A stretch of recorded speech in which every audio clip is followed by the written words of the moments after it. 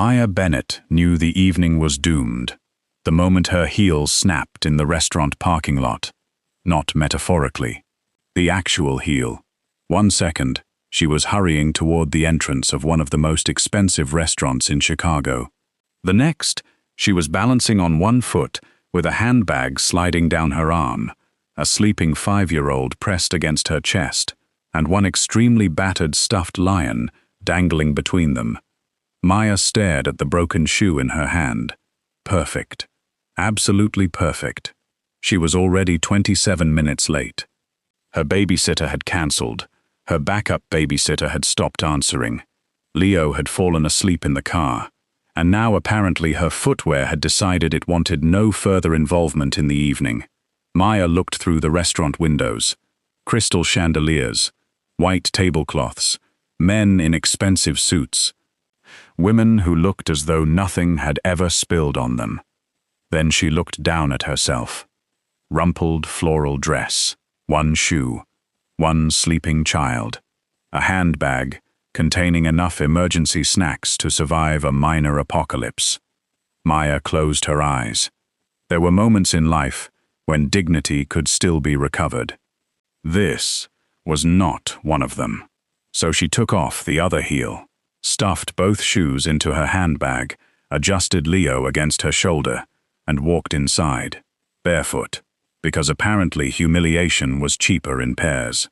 Across the restaurant, Adrian Russo looked up and stopped. He had been preparing to leave 27 minutes. That was already 26 minutes longer than most people kept Adrian Russo waiting. Marco Vale knew this, because he had watched his boss check his watch exactly once. Adrian did not need to check twice. Men like Adrian always knew the time. They also knew when they were being ignored, and Adrian Russo was not accustomed to either. He sat at a private table near the windows wearing black from collar to cuff, broad shoulders filling the chair, dark hair pushed back from a face that rarely encouraged unnecessary conversation. 2 men waited several feet behind him. Marco and another Russo security man. They weren't staring at anyone. They didn't need to. The entire restaurant had already noticed them. Adrian's blind date, however, apparently had not noticed the clock. He reached for his jacket. Then the doors opened, and a woman entered carrying a child. Adrian's hand stopped. Marco's eyes shifted toward the entrance. Nobody spoke. The woman was curvy, beautiful. Brown hair piled loosely on her head, with several strands falling around a face, currently displaying the unmistakable expression of someone who had spent the last hour negotiating with disaster. And disaster had requested overtime. A little boy slept against her shoulder, completely unconscious. One small hand was curled into the fabric of her dress. The other held a stuffed lion by the neck. Her large handbag hung from her free arm, and she was barefoot. Adrian stared. Marco stared. The hostess stared. Maya noticed all 3. Wonderful. She had apparently become tonight's entertainment. The hostess approached her cautiously. Reservation? Maya swallowed. Russo. The hostess's expression changed immediately. Not dramatically. Just enough. Her eyes flicked across the restaurant toward Adrian. Then back to Maya. Maya followed her gaze and saw him. Oh. Oh no! The man sitting near the window looked exactly like the photograph Nina had sent her. If the photograph had neglected to mention that Adrian Russo apparently came with his own weather system. Black shirt, black jacket, dark hair, strong jaw, an expression that suggested someone had personally disappointed him. And behind him, 2 large men dressed in black. Maya stared, then looked at the hostess, then back at Adrian. One thought entered her mind with stunning clarity. She should have cancelled. Actually, she should have moved cities. Adrian was looking directly at her now. Not at the child. Not at the handbag. At her. Maya felt heat rush into her face. There was no graceful way out. She had already seen him. He had already seen her. And Leo weighed 42 pounds.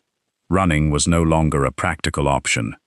So Maya started toward the table, slowly, barefoot, carrying a sleeping child into a restaurant where one glass of water probably cost more than her monthly phone bill. Adrian watched her approach. The irritation he had been carrying for 27 minutes disappeared, not because he was suddenly pleased, because he was too confused to remain annoyed. Maya stopped beside the table. For approximately 2 seconds, neither spoke. Adrian looked at her. Maya looked at him. Marco looked at the ceiling, because whatever happened next had absolutely nothing to do with him. Maya inhaled. "I'm late." Adrian glanced toward his watch.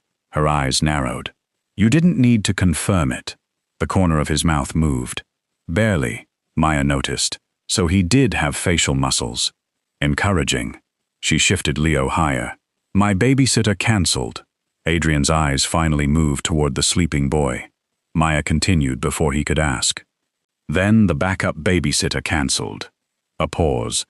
"Then Leo refused to stay with my neighbor because apparently Mrs. Green makes oatmeal incorrectly." Adrian looked at the child. "Incorrectly? Too much water." Adrian nodded slowly. "A serious offense." Maya blinked. That had sounded suspiciously like humor. Before she could decide, Leo shifted. His stuffed lion slipped. Maya caught it with her wrist. Her handbag immediately started sliding. She caught that with her elbow. Leo's head moved. Maya froze. Adrian watched the entire sequence. For a woman who claimed her evening was going badly, she had excellent reflexes. "Sorry," Maya whispered. Adrian frowned slightly. "For what?" She looked at him. "The child. Is he dangerous?" Maya almost laughed. "Emotionally?" Adrian's eyebrow lifted. "Potentially." That did it. A faint smile appeared. Very small, very temporary. But Maya saw it. And suddenly, the terrifying man at the table became just a little less terrifying. Then she noticed the chair across from him. Empty. Her stomach sank. Of course. She had been so focused on arriving that she hadn't considered the obvious. Maybe he did not want to continue the date. Honestly, who would? She looked down at Leo, then at Adrian. "I understand if you want to leave." Something in her voice changed. The humor remained, but quieter now. Adrian noticed. Maya gave him a small shrug.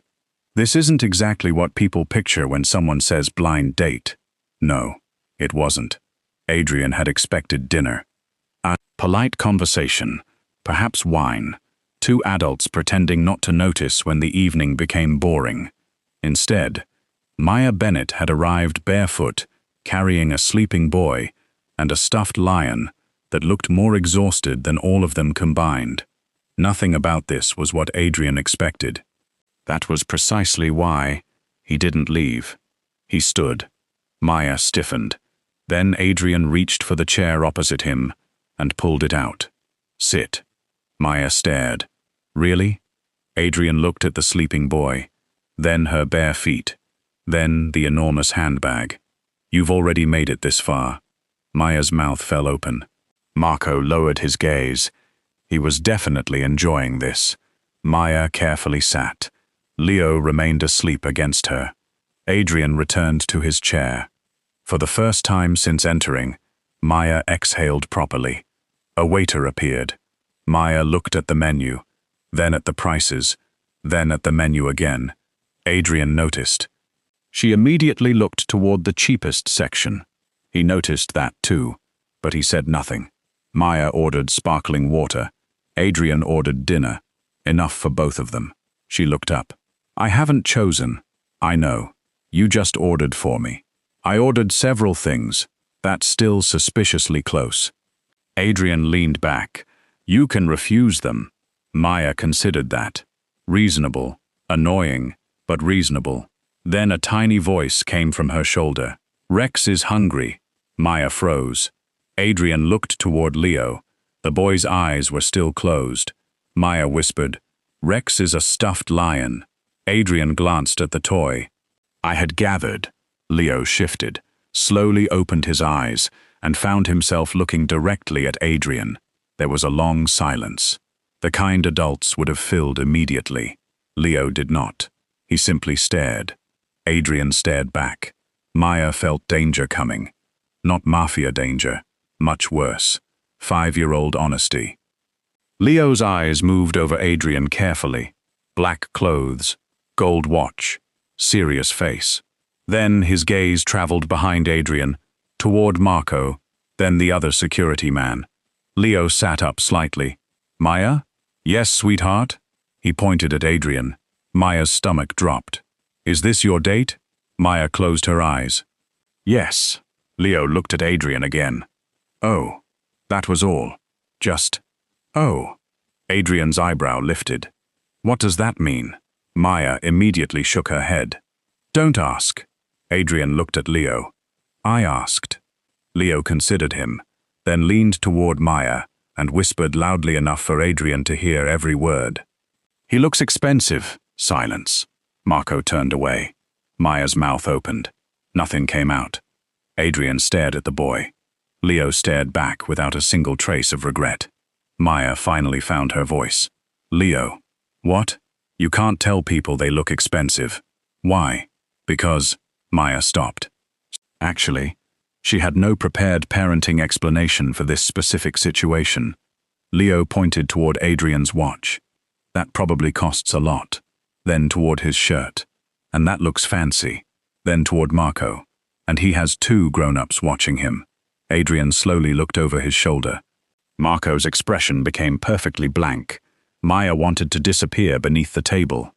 They work for him. Leo frowned. Why? Adrian answered. Security. Leo looked even more confused. For what? Maya reached for her water. Adrian said nothing.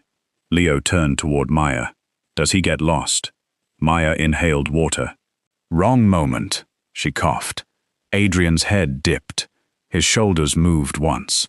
Maya stared at him through watering eyes. Are you laughing? No.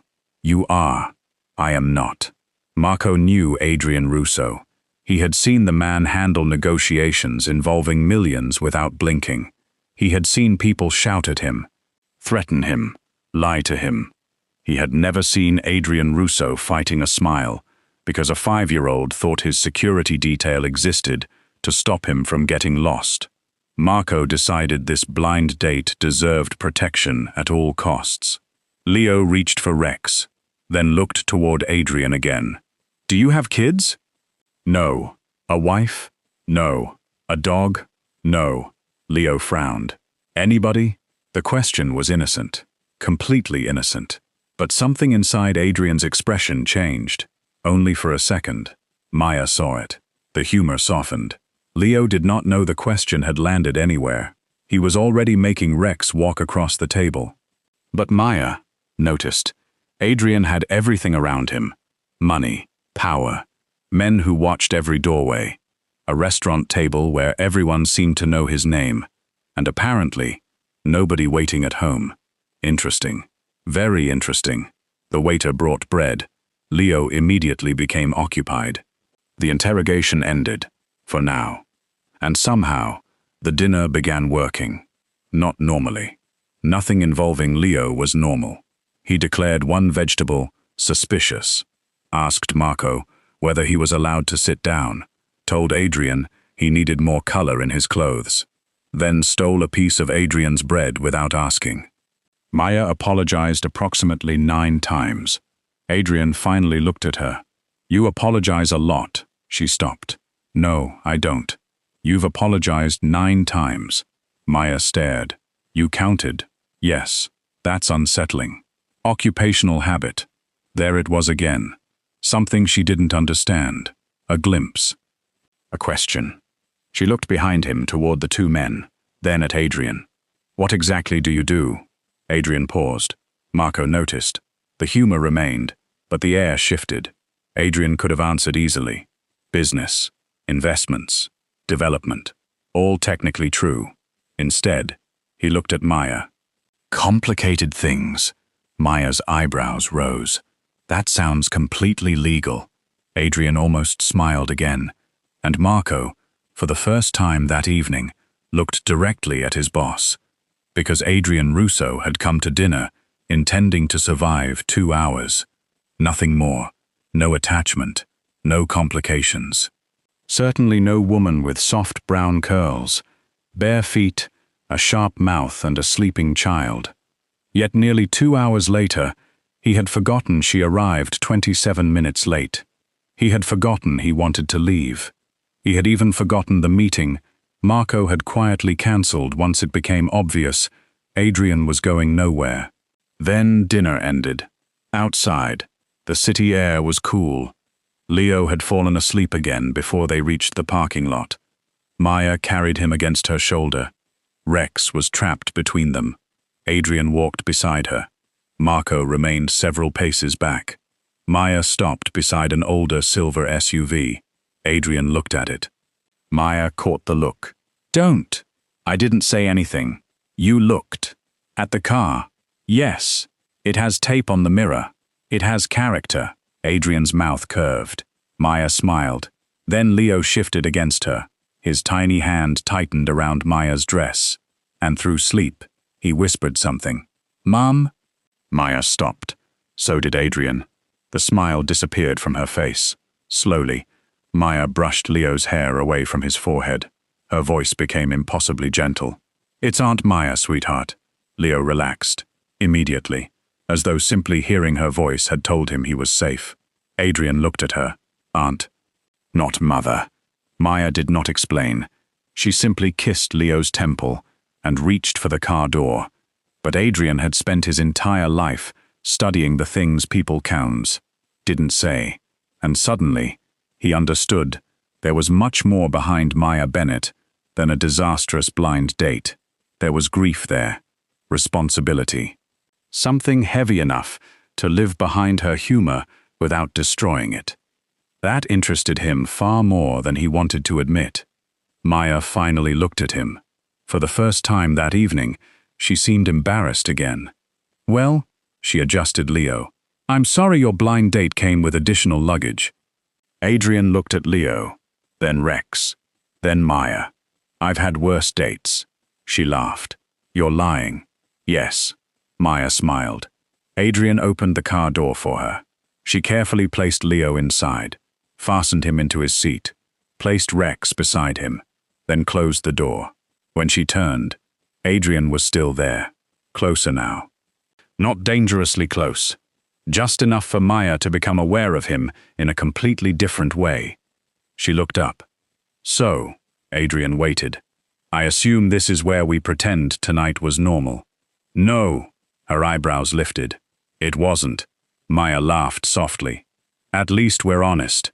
Adrian looked at her for another second, then said, "Next Friday." Maya blinked. "What?" "Dinner." Her expression changed completely. "You want another date?" Adrian's gaze moved briefly toward the sleeping boy through the window, then back to her. "Yes." Maya stared at him. "You're sure?" "No." That made her laugh. Adrian's mouth curved. "But I'm interested." And that was somehow better. Maya opened the driver's door. Before getting inside, she looked at him one final time. 7:30? 7. She frowned. "Why 7? You owe me 27 minutes. Maya stared, then laughed so suddenly, Adrian did too. Not loudly, but enough. Enough for Marco to notice from several feet away and realize something very important. Adrian Russo had walked into that restaurant with absolutely no intention of allowing a blind date to complicate his life. He walked out, wondering what Maya Bennett looked like when she wasn't exhausted. What had happened to Leo's mother? Why a 5-year-old slept holding a battered lion like it was the safest thing in the world? And why, after only one disastrous dinner, Friday suddenly felt very far away? Adrian did not know it yet, but the woman who had arrived 27 minutes late, barefoot, carrying a sleeping boy, had not ruined his evening. She had just become the most interesting thing in his carefully controlled life. And soon, Adrian Russo would discover that falling for Maya Bennett was the easy part. The dangerous part would be realizing he was beginning to love the little boy who came with her too. Friday arrived far too slowly for a man who had spent most of his adult life claiming he did not anticipate personal events. Adrian Russo noticed this at 10:14 Friday morning, then again at 1:32, and once more at 4:48, when Marco entered his office carrying several documents and found his boss staring at the same paragraph he had supposedly been reading for nearly 3 minutes. Marco placed the documents on the desk. Adrian didn't look up. Something? Marco's face remained perfectly neutral. No. Adrian waited. Marco continued standing there. Adrian finally lifted his eyes. What? Nothing. Then leave. Marco nodded. Took 2 steps. Stopped. Dinner is at 7? Adrian's stare sharpened. Marco turned around before the answer arrived. Very wise, because nobody inside the Russo organization needed to know that Adrian had remembered Maya Bennett's second date with irritating precision. He especially did not need people knowing that he had deliberately blocked his calendar after 6:30, or that he had rejected Nina's suggestion of sending Maya a car because he remembered Maya's expression when he glanced at the tape on her mirror, or that he had spent Thursday evening wondering whether Leo would come again. The last part annoyed him most. The date was with Maya. The 5-year-old was technically an accident.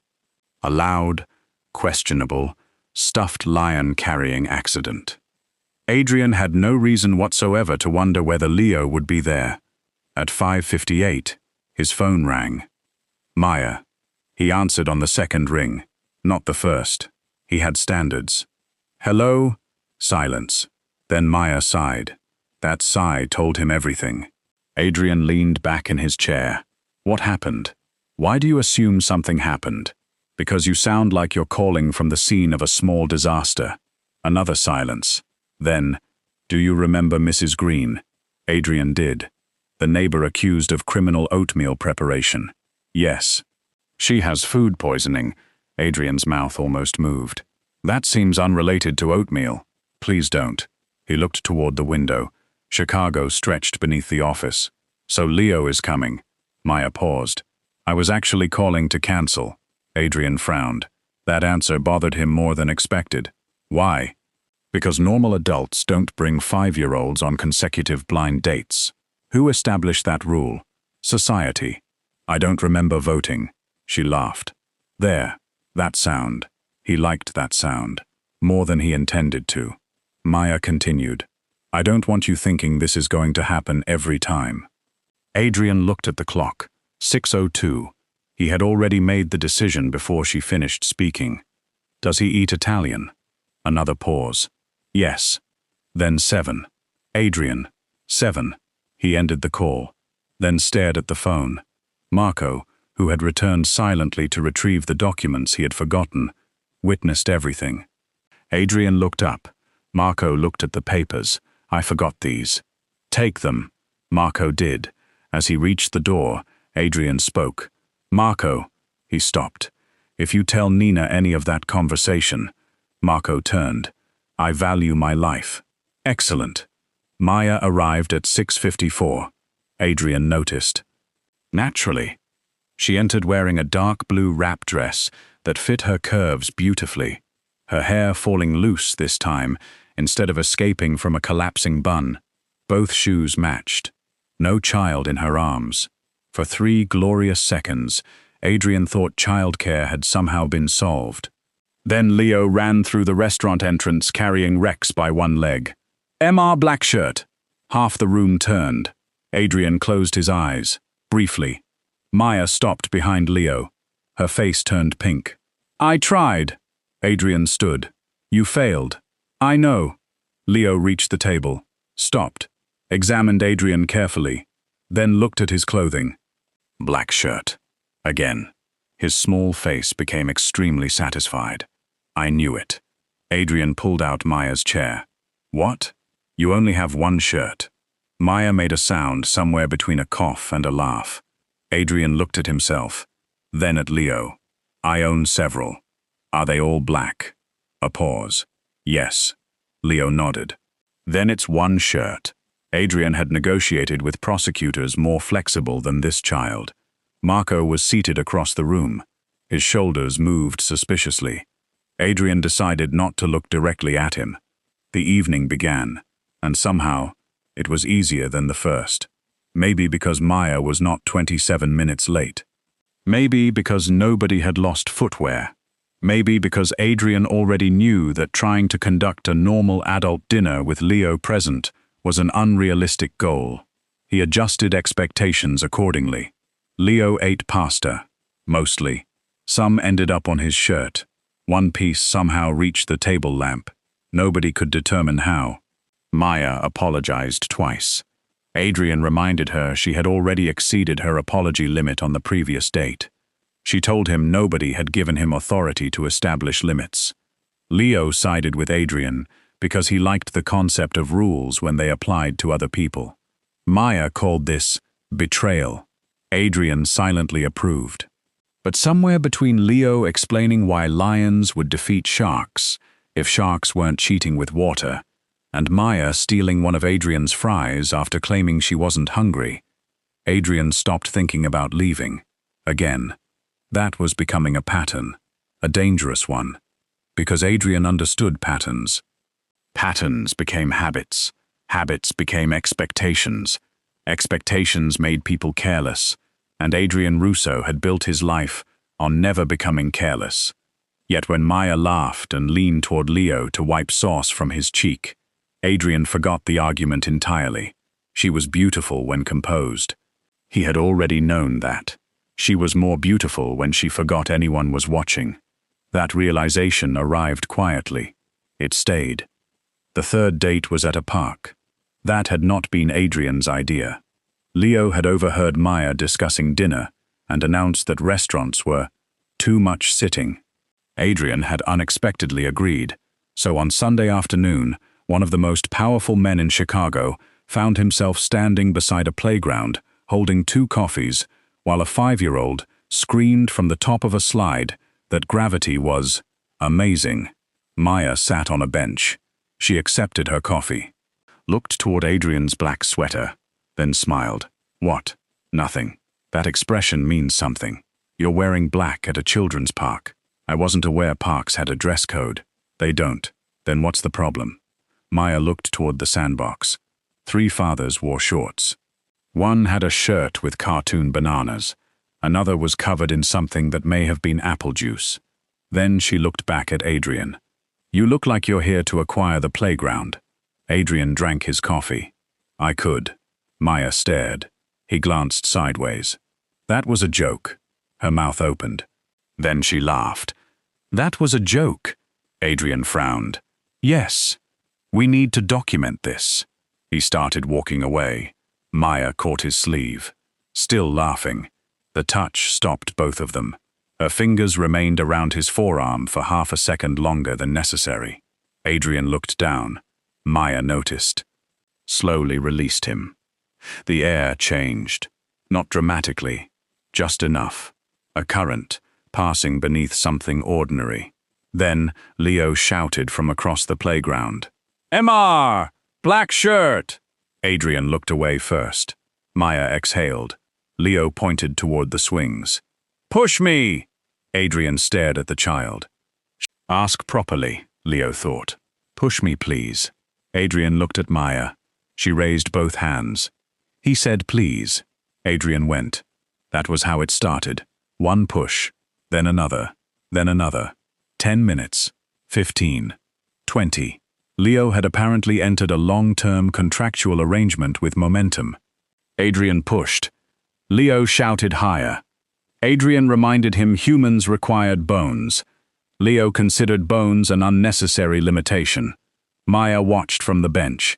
At 27 minutes, she smiled to herself. Interesting number. At 34, Adrian finally stopped the swing. Leo twisted around. Why? Because my arm is not machinery. You're strong. That isn't the point.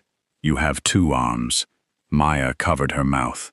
Adrian slowly looked toward her. She was laughing. Not politely. Not carefully. The kind of laugh that made her shoulders shake. Adrian's irritation disappeared immediately. That was when he realized something far more concerning than the fact that he had just spent half an hour pushing a child on a swing. He enjoyed making Maya happy. He did not merely enjoy her. He enjoyed being the reason she smiled. That was different, and Adrian Russo was smart enough to recognize danger when it appeared. Unfortunately, he continued walking toward it. By the fourth date, Leo stopped being introduced as an unexpected addition. He simply existed. Maya still apologized occasionally. Adrian stopped acknowledging it. One evening they went to a casual restaurant. Another time they took Leo to an indoor play center where Adrian discovered children had no concept of personal space. 3 separate children touched his sleeve. One asked if he was a superhero. Leo answered before Adrian could. No, he's rich. Maya almost dropped her drink. Adrian was beginning to understand that Leo heard everything. This required caution. Leo's nickname evolved too. Mr. Blackshirt remained his preferred choice, but occasionally, Adrian became Mr. Serious. Once, after Adrian refused to buy cotton candy before dinner, Leo called him the government. Nobody understood where that came from. Marco laughed when he heard. Adrian stared at him for so long, Marco eventually apologized. Not sincerely. Then came Maya's salon. Adrian had heard about it repeatedly. The salon existed in every conversation. Clients, suppliers, appointments, broken dryers, staff schedules. Someone named Brenda, who apparently considered punctuality oppressive, but Adrian had never been inside, until one Thursday evening when he arrived early. He expected Maya to be ready. That expectation survived approximately 12 seconds. The door to Maya's hair lounge opened into another universe. Music, hair dryers, conversation, phones, a woman under a hood dryer arguing passionately about a television show Adrian had never heard of, 2 stylists crossing the room simultaneously, someone laughing near the shampoo area, someone else yelling that they were out of clean towels. And in the middle of it, Maya. She wore black trousers and a fitted cream blouse, curls pinned loosely behind her head. She was standing behind a client, checking a finished style, while answering a question from one employee and gesturing toward a delivery box with the other hand. She saw Adrian, stopped, then glanced at the wall clock. You're early. 7 minutes. That is early. To you, perhaps. Maya pointed a comb at him. Don't start. He almost smiled. A stylist beside her looked at Adrian, then Maya, then Adrian again. Her eyes widened slightly. Maya noticed. No. The stylist hadn't spoken. She looked offended. I didn't say anything. You were about to. I was going to ask if he wanted water. Adrian looked between them. Maya narrowed her eyes at the stylist. The woman smiled sweetly. Water. Adrian declined. He sat near reception. That should have been simple. It was not. Because Adrian Russo, sitting inside a neighborhood salon in a black shirt, while 2 security men remained outside, became an event. Clients noticed. Employees noticed. Maya pretended nobody noticed.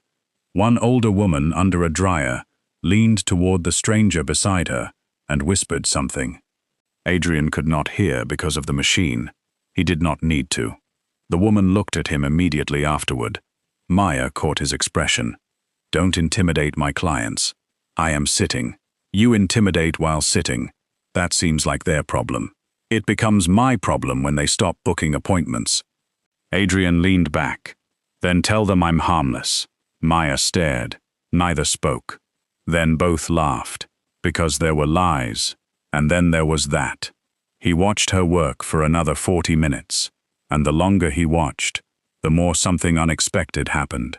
Admiration. Maya was good. Not merely talented, organized, fast, patient. A client complained about a scheduling mistake. Maya fixed it without defensiveness. One employee needed help with a difficult appointment. Maya stepped in. A supplier called. She negotiated. Leo sat in a back corner coloring, while Rex watched from the chair beside him. Nobody needed rescuing. This was not chaos. It only looked like chaos. Underneath, Maya controlled every moving part. Adrian recognized competence when he saw it, and seeing it in her changed something. He had met beautiful women before, plenty. Women who understood his surname, his money, his position. Women who knew what dinner with Adrian Russo might mean before appetizers arrived. Maya had a life, a full one, messy, demanding, sometimes exhausting, but hers.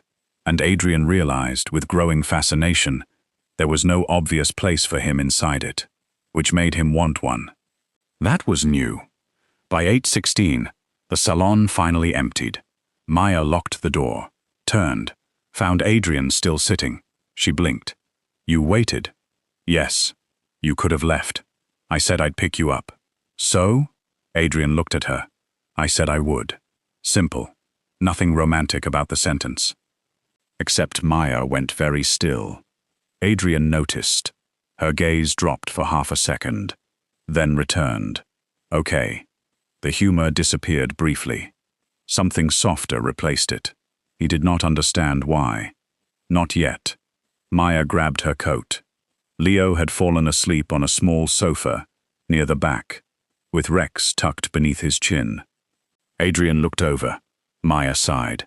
"I'll wake him." Adrian stepped past her. Before she could ask what he was doing, he bent, lifted Leo carefully. The boy shifted. One arm automatically wrapped around Adrian's neck. Adrian froze. Maya froze too. Leo remained asleep. Rex fell onto the sofa. Maya picked it up. For a second, they just looked at each other. Adrian holding the child, Maya holding the lion. Something about the image felt far too intimate for people who had been on 4 dates. Adrian looked away first. "Car?" Maya nodded. "Yes." Outside, Marco saw Adrian carrying Leo. Marco's expression did not change. That took skill. Adrian gave him a warning look anyway. Marco opened the rear door. Nothing more. Excellent employee. They reached Maya's apartment. Leo stayed asleep. Adrian carried him upstairs because waking him seemed cruel. Maya unlocked the door, led Adrian into a modest apartment that looked exactly like Maya's life. Warm, lived in, shoes near the door, a stack of unopened mail, Leo's drawings on the refrigerator, 2 cushions that did not match, a small pile of salon receipts on the dining table. No expensive perfection. Adrian liked it instantly. That disturbed him. Maya guided him toward Leo's room. Adrian laid the boy down. Maya removed his shoes, placed Rex beside him, pulled a blanket over him. They left quietly. At the apartment door, Maya stopped. Adrian did too. Neither seemed ready to end the evening. For several seconds, there was no Leo. No salon. No Marco. No noise. Only them. Maya leaned lightly against the doorframe. "You're different with him." Adrian frowned. "Different from what?" "From the man who looked like he wanted to have me arrested for being 27 minutes late. I did not." "You absolutely did. I was leaving." "Exactly." "That isn't arrest." Emotionally similar. Adrian smiled. Again, Maya noticed. She was getting better at causing that. That knowledge gave her far too much confidence. She looked at him. Adrian looked back. The air shifted. His gaze dropped briefly toward her mouth. Maya's breath caught, very slightly. He saw it. Neither moved. This was the first time they had been alone long enough for attraction to stop hiding behind Leo's commentary. Adrian lifted one hand, not touching, almost. Then from the bedroom, a sound erupted. A snore, loud, deep, impossibly dramatic for a 5-year-old. Maya closed her eyes. Adrian's hand fell. Another snore. Maya began laughing. Adrian looked toward the hallway. "That came from him?" "Yes. He's 5. I know. That sounded like a truck engine." Maya laughed harder. The moment broke, but not completely, because before Adrian left, he looked at her again, longer this time, and Maya knew. Sooner or later, Leo was going to have to sleep quietly, because Adrian Russo was going to kiss her, and the frightening part was, she wanted him to. Nobody officially invited Adrian Russo into Maya Bennett's routine. It happened gradually, which was probably the only reason Adrian allowed it. Had someone handed him a written proposal explaining that within 6 weeks he would know Leo's favorite cereal, Maya's salon closing schedule, and which restaurant made her preferred cheesecake, he would have rejected it immediately. Instead, the information arrived one ridiculous detail at a time. Leo hated bananas, unless they were cut into circles. Rex could not sleep face down, because apparently lions required oxygen. Maya drank coffee with 1 sugar before noon, and 2 after 6, because, according to her, evening exhaustion deserved compensation. She closed the salon at 8 on Thursdays. Except when Brenda's final client was late. Brenda's final client was always late. Adrian knew all of this. Marco knew Adrian knew all of this. Marco wisely said nothing. Adrian began arriving at the salon before Maya finished. Not every evening. That would have looked suspiciously like eagerness. Twice a week. Sometimes 3. For practical reasons. At least, that was how he described it. Maya stopped believing him after the 3rd time. One evening she glanced toward reception and found Adrian sitting with his phone in one hand and a glossy hair magazine in the other. She walked over. "You know, you don't have to pretend to read that." Adrian looked at the page. A model with extremely dramatic blonde hair occupied most of it. "I am reading. What have you learned?" he considered. "Apparently volume is returning." Maya stared, then burst out laughing. Adrian put the magazine down. Her laughter attracted 2 stylists, Maya explained. The stylists laughed too. Adrian immediately regretted participating in civilian society. Then Leo arrived from the back room. He saw the magazine, saw Adrian, and announced, "You should get that hair." Adrian looked at the enormous blonde hairstyle. "No, it would make you less scary. No, maybe yellow. No." Maya leaned against the counter. "This is useful feedback." Adrian stood. "Dinner." She followed him, still smiling. The salon staff became comfortable with him faster than Adrian expected. This was mostly Maya's fault. People took their cues from her. If Maya was relaxed, everyone else gradually relaxed too. Soon nobody became silent when he entered. Brenda once asked him to move because he was standing in front of the towel cabinet. Another stylist handed him Leo's juice while she answered the phone. A client asked him whether Maya had finally convinced him to wear navy. Adrian looked at Maya. She pretended intense interest in a hairbrush. Slowly, absurdly, one of the most feared men in the city became background furniture inside Maya's salon. He hated how much he liked it. Then came the afternoon. Adrian made a serious tactical error. He said, "I can watch Leo." Maya stopped. They were in the salon office. A supplier had delivered the wrong products, and Maya needed to drive across town before the warehouse closed. Her sitter could not arrive for another hour. Leo was in the front room with Rex. Adrian was already there. Problem solved. At least according to Adrian. Maya stared at him. "You?" "Yes." "With Leo?" "I understood the first time." She looked past him, toward the front room, then back. "How long?" "An hour." Adrian leaned slightly closer. "Maya, I manage several hundred employees. That does not qualify you for this. I've negotiated international contracts. He doesn't care. I've dealt with difficult men. Leo once cried for 11 minutes because his toast broke." Adrian paused. That was irrational. Still, he had pride. "I'll manage." Maya looked unconvinced. Then at the clock. Then Adrian. "Fine." He nodded. "Victory." Maya pointed at him. "Do not give him unlimited sugar." "I won't." "Do not let him watch the dinosaur documentary after the part with the volcano." "Why?" He has questions about extinction for days. Adrian nodded. No sharp objects, obviously. No giving him your phone. I wouldn't. And if he says something begins with, Maya lets me, she probably doesn't. Exactly. Maya grabbed her keys. Adrian opened the office door. She stopped beside him. Good luck. Adrian looked offended. Maya smiled sweetly. Then left.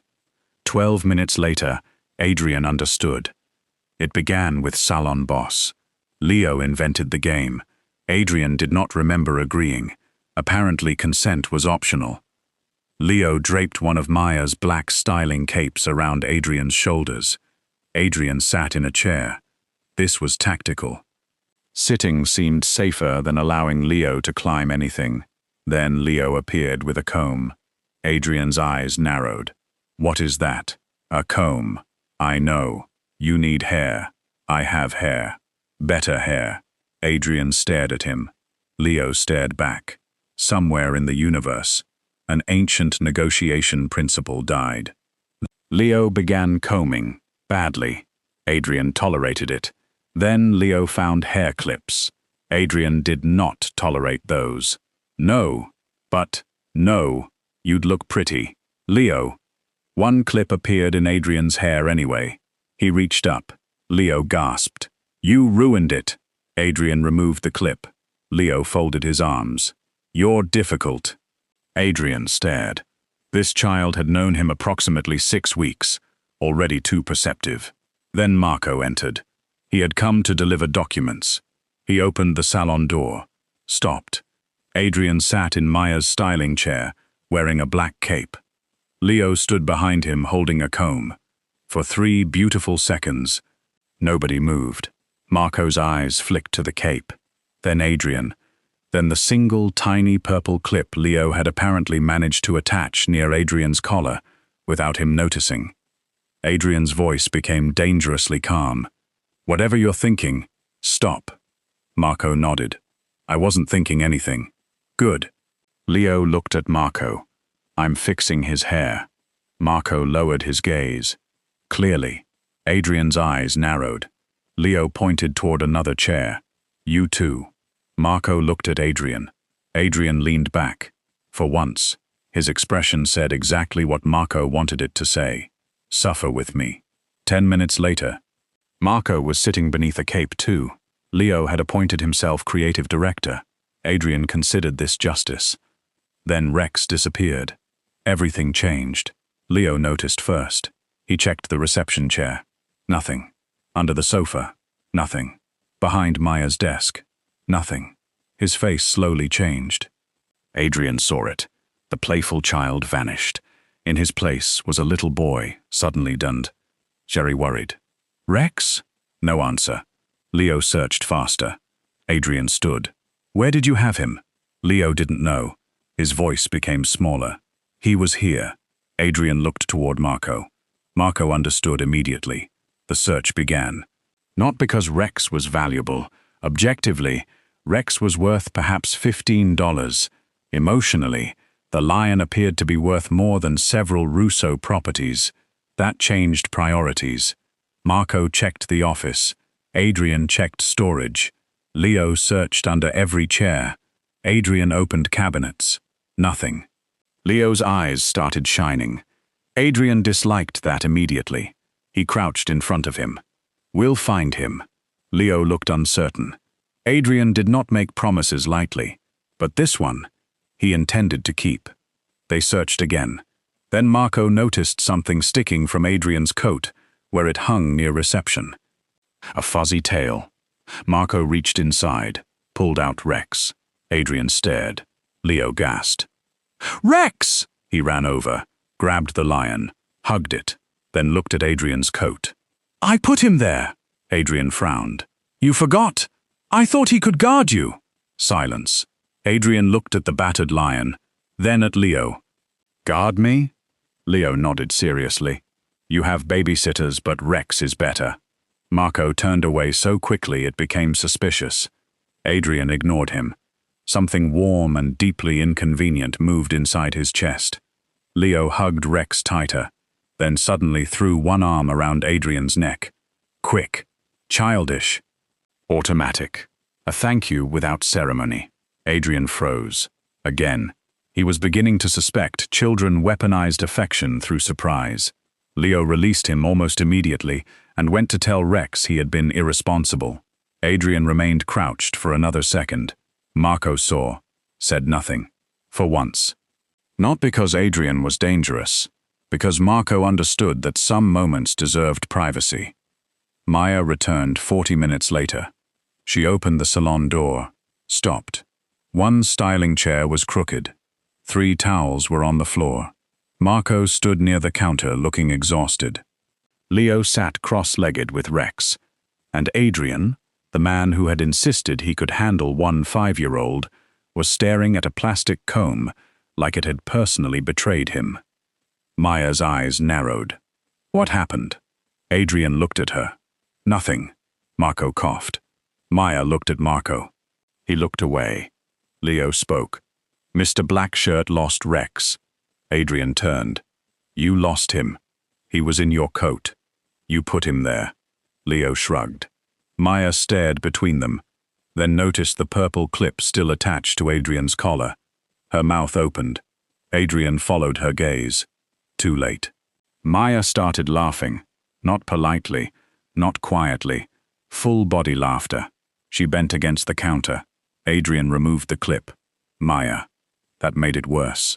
Marco left. Immediately. He had survived enough. Maya wiped at her eyes. I told you.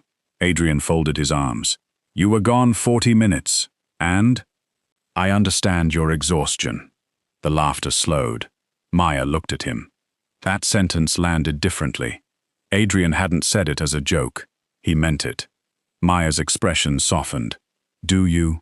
Adrian glanced toward Leo, who was now explaining to Rex why disappearing was emotionally irresponsible.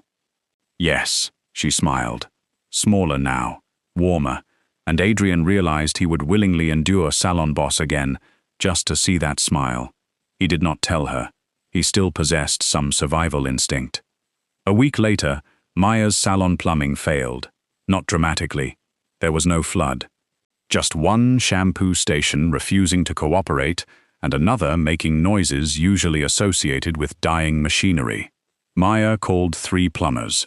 One could come Monday, one next month.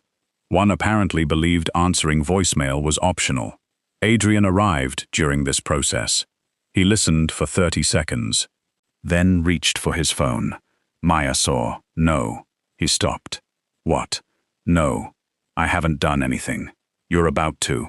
I know someone. Of course you know someone. Adrian frowned. Someone competent. I will find someone competent. He can be here in 20 minutes. Maya folded her arms. How much? That doesn't matter. Yes, it does. Maya, no. There was the wall. Adrian recognized it now. Her independence. Not pride exactly. Something deeper. Maya had spent years building a life that belonged to her. Every bill paid late or early.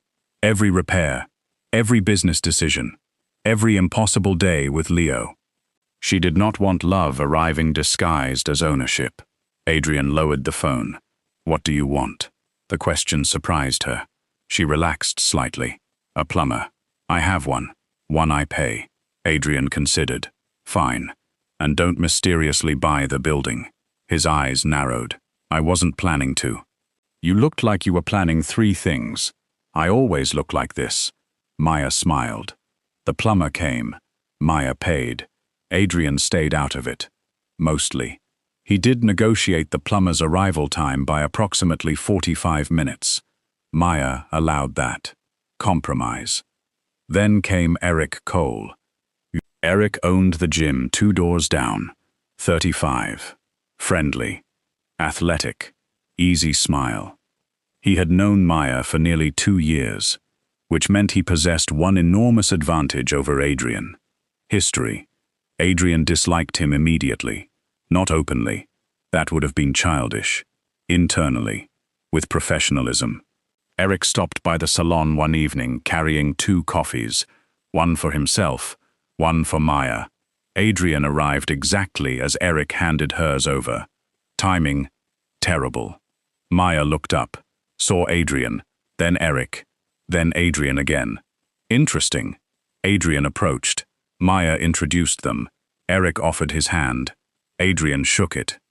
Perfectly civil. Too civil. Maya recognized the tone. She nearly smiled. Eric stayed 5 minutes. Asked Maya if she wanted to try the new cafe nearby sometime. Maya said, maybe. Adrian's jaw tightened approximately 1 millimeter. Eric left. Maya waited. Adrian said nothing. She waited longer. Nothing.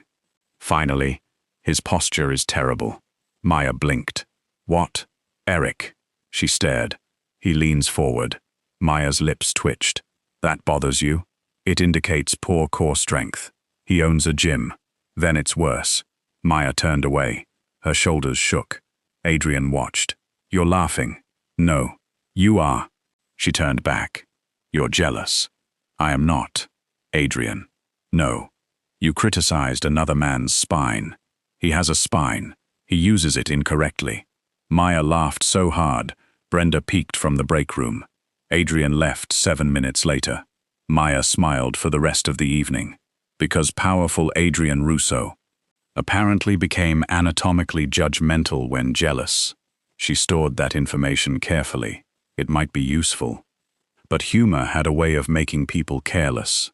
And 2 weeks later, Maya saw something she was not supposed to understand. Adrian arrived late, very late, nearly 9. The salon had closed. Maya was finishing paperwork while Leo slept in the office. When Adrian entered, Marco came behind him. Both looked different. Not visibly injured. Nothing dramatic. Just colder. More focused. Adrian's phone rang. He answered. Spoke quietly. Maya couldn't hear most of it. Then the salon door opened again. A man Maya had never seen entered. He moved directly toward Adrian, stopped, and said 2 words. Boss. It's handled. Maya's pen stopped. Adrian looked toward her. Too late. She had heard. The stranger left. Maya looked at Marco. Marco looked at Adrian. Neither explained. That was the first problem. The second came when Maya opened her laptop later that night, typed Adrian Russo Chicago, and discovered that the man she had been dating was far more complicated than expensive shirts and suspiciously efficient plumbers.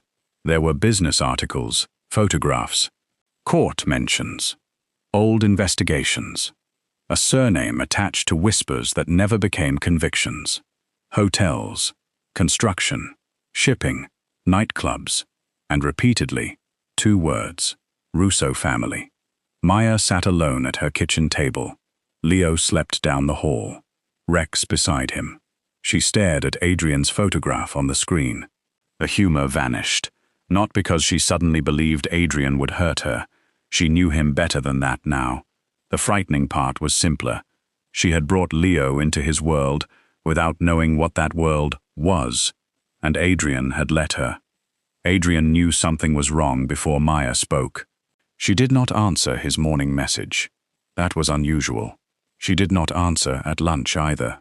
Very unusual. By 3, Marco entered Adrian's office and found his boss staring at his phone. Again, Marco stopped. Adrian looked up. What? Nothing. Adrian put the phone down. Marco's eyes moved toward it. Then back. Nothing? Correct. Marco nodded. Of course. Marco, I'll go. He did. Fast. Adrian waited another hour, then drove to the salon. Not because he was concerned. According to Adrian, he simply preferred addressing problems directly. According to everybody else, he was concerned. Maya saw him through the glass. Her stomach tightened. She had spent all morning deciding exactly what she would say. Then Adrian walked in, and approximately 40% disappeared. That irritated her. He looked the same. Black shirt, dark coat, calm expression. No visible indication that the internet described his family using words people rarely associated with peaceful corporate retreats. Maya pointed toward her office. Adrian followed. She closed the door, turned, and asked, Who are you? No greeting, no joke. Adrian's expression shifted. He understood instantly. How much did you find? Wrong answer. Maya laughed once. Cold. So there is something to find. Maya, no. She folded her arms. Who are you?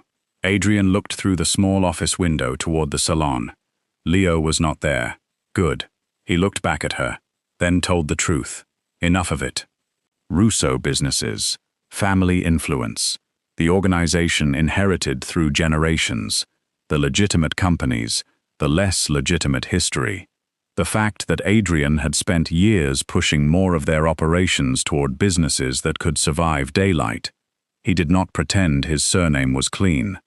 That would have insulted her intelligence. Maya listened. Her face grew quieter with every sentence. When he finished, she asked one thing. Why didn't you tell me? Adrian hesitated. He hated that he had no good answer. People usually know. Maya stared. He corrected himself immediately. That isn't an excuse. No, it isn't. She turned away, looked toward the wall, then back. I brought Leo around you. I would never allow anything to happen to him. That is not the point. Her voice rose for the first time. Adrian went still. Maya pressed one hand against the desk. The point is, I didn't know enough to decide. There. That sentence. Adrian understood. Not fear. Choice. He had removed hers without meaning to. And Maya Bennett had built her entire life around being able to choose what happened inside it. You should have told me, she said quietly. Yes. The immediate agreement surprised her. No defense. No technicalities. Just, yes. Maya's anger weakened slightly. That almost made her more annoyed. I need space. Adrian's jaw tightened. Everything in him wanted to stay. Explain. Repair. Solve. But Maya had just told him the real problem. Choice. So Adrian did the one thing hardest for a man built around control. He nodded, then left. Leo noticed by day 2. Children noticed absence the way adults noticed noise. Adrian had become part of their week. Dinner, the salon, calls, occasional ridiculous voice messages in which Leo explained dinosaur facts Adrian had not requested. Now, nothing. On Wednesday, Leo sat at Maya's kitchen table drawing. Maya made dinner. He looked up. Where's Mr. Blackshirt? Maya froze slightly. Busy. Leo returned to coloring. 5 minutes later. Is he mad? No. Are you mad? Maya looked at him. How did children know everything? No. Leo narrowed his eyes. That expression was becoming disturbingly Adrian-like. Maya sighed. Maybe a little. What did he do? Grown-up mistake. Leo considered. Like taxes. Maya nearly laughed. Who told you about taxes? Brenda. Of course. Maya set the spoon down. Something like that. Leo looked back at his picture. Later, after he went to bed, Maya found the drawing. 3 figures. One with curly hair, one very small, one extremely tall in black. Beside them, a yellow animal that could technically be Rex if viewed with generosity. Across the top, Leo had written, U.S. Maya sat down. The problem with Adrian wasn't only that she missed him. Leo did too, and Maya had promised herself years earlier that Leo would never become emotionally attached to adults who treated staying as optional. That fear, more than Adrian's reputation, was what frightened her. Adrian's week was worse. He attended meetings, signed documents, resolved disputes, ate dinner twice without tasting it. Nina visited on Thursday. She entered his office without knocking because she was his sister and apparently feared nothing. She sat, looked at him. What did you do? Adrian continued reading. Nothing. Nina laughed. That means something catastrophic. He looked up. She knows. Nina stopped smiling. About the family. Yes. How? She heard someone call me boss. Nina closed her eyes. Very subtle organization. Adrian ignored that. She asked for space. And you're giving it. Yes. Nina stared. Adrian frowned. What? Nothing. I'm proud. Leave. She did not. Instead, she leaned forward. Do you love her? Adrian's expression changed. That was enough. Nina saw. Her own expression softened. Oh. Adrian looked away. Don't. You do. I didn't say that. You didn't need to. Adrian stood. Nina rose too. Before leaving, she said, Then don't win the argument, Adrian. He looked at her. Win her trust. Then she left, annoyingly sensible. 3 days later, Maya called. Not because Nina asked, not because Leo asked, because Maya had spent days thinking. Adrian's world frightened her. But fear was not automatically a verdict. What mattered was whether he could be honest inside it. She agreed to meet him after closing. At the salon, her territory. Adrian arrived alone. No Marco inside. No security visible from the front windows. Maya noticed. He had understood. They sat near reception. No fancy restaurant. No candles. Just 2 people under bright salon lights with a rack of hair products behind them. Maya almost smiled at the absurdity. Adrian spoke first. I should have told you. Yes, I am used to people knowing my name before they meet me. That doesn't help. I know. He leaned back. I also liked that you didn't. That surprised her. Adrian looked toward the empty salon. With you, I was Adrian before I was Russo. Maya's anger softened. That's not an excuse. No. Good. I know. She stared at him. You agreeing this much is uncomfortable. It is. That pulled the smallest laugh from her. Adrian almost smiled. Progress. Then he explained what he had not before. He did not want Leo around anything dangerous. He had already instructed his men to keep work far from Maya's salon and apartment. No armed men inside. No meetings there. No business discussions around Leo. Maya listened, then corrected him gently. I don't need a list of things you've decided. Adrian stopped. Right. He had done it again. She continued. I need to know you'll tell me when something affects us. Us. The word landed. Neither commented. Adrian nodded. I will. Maya studied him. He meant it. That mattered. Not enough for instant trust. Enough for another step. That evening became longer than either planned. Leo was sleeping at Nina's because Nina had apparently declared herself neutral diplomatic childcare. Maya and Adrian remained in the salon after 10. Eventually, the serious conversation exhausted itself. Maya made coffee. Adrian drank his black. She judged him. He judged her amount of sugar. Balance returned. Then Adrian asked about Leo. Not where he was. About him. Maya looked down at her coffee. Something in her face changed. This was the part she rarely shared. Leo's mother, Sarah Bennett, had been Maya's older sister. Sarah had been loud, where Maya was cautious, impulsive where Maya planned, the kind of person who sang while cooking and bought birthday presents 3 months early, then forgot where she hid them.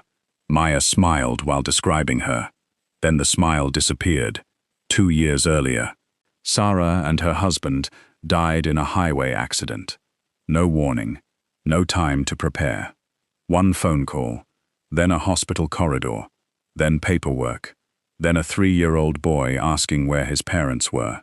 Maya's voice stayed steady. Barely. She had been 28. Her salon had been open less than a year. She was exhausted even before becoming responsible for Leo. Several relatives offered help, temporary solutions, a few weeks here, a month there. Nobody was cruel. Nobody was ready either. Maya looked at Adrian. I couldn't let him become everyone's temporary responsibility. Adrian said nothing. She continued. So I took him. Simple words. Enormous life.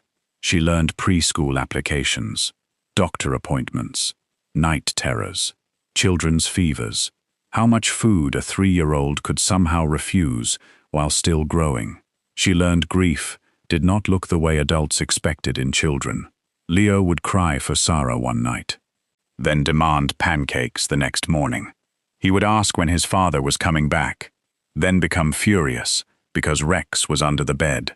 Maya had spent 2 years becoming everything Leo needed, while quietly wondering whether she was doing any of it correctly. She rubbed one hand over her face. "I love him more than anything." Adrian nodded. "But sometimes I'm tired." Her voice became smaller. "Really tired." He watched. "Sometimes I miss my old life for 5 minutes. Then I hate myself for missing it." Adrian leaned forward slightly. "Maya." She looked at him. "You stayed. Nothing else." No speech. No admiration. No telling her she was perfect. Just, "You stayed." Maya's throat tightened. That was the thing. Everybody praised her for being strong. Nobody seemed to understand that strength was not the point.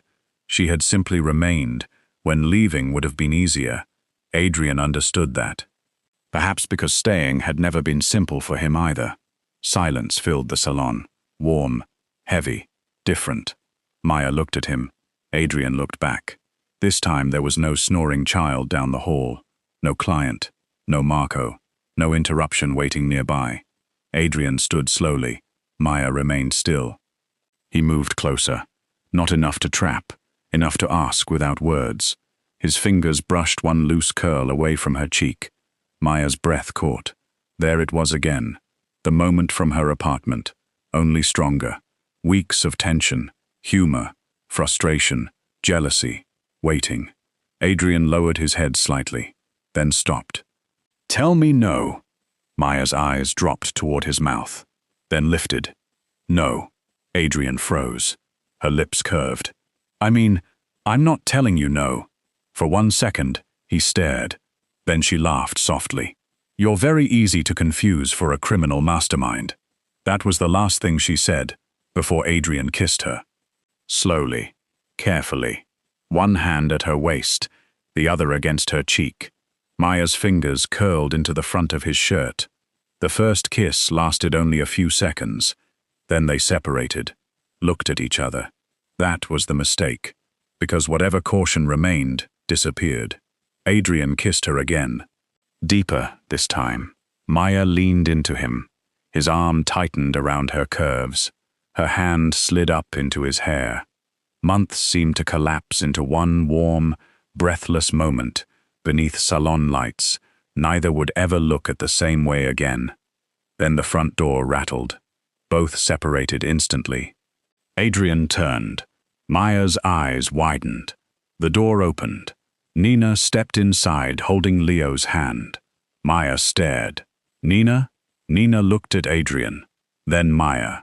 Then Adrian's hand still resting suspiciously close to Maya's waist. Her expression became delighted. "I can come back." Maya stepped away. "No." Leo looked between them, then at Adrian. His eyes narrowed. "Did you kiss her?" Silence. Maya closed her eyes. Nina looked at the ceiling. Adrian answered, "Yes." Maya's eyes snapped open. "Adrian!" Leo considered this information, then looked at Maya. "Did you like it?" Maya nearly collapsed. Nina turned away completely now. Adrian's shoulders moved. He was laughing.